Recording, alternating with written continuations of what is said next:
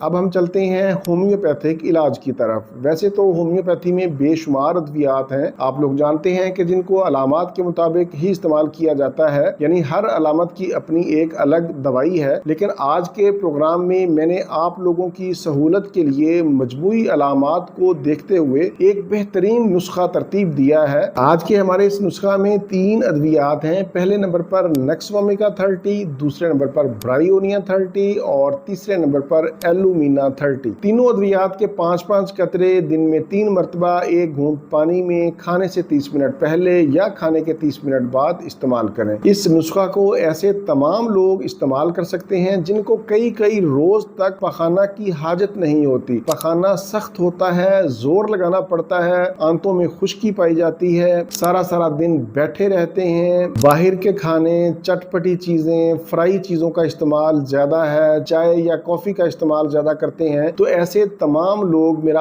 آج کا نسخہ استعمال کریں، انشاءاللہ دعائیں دیں گے۔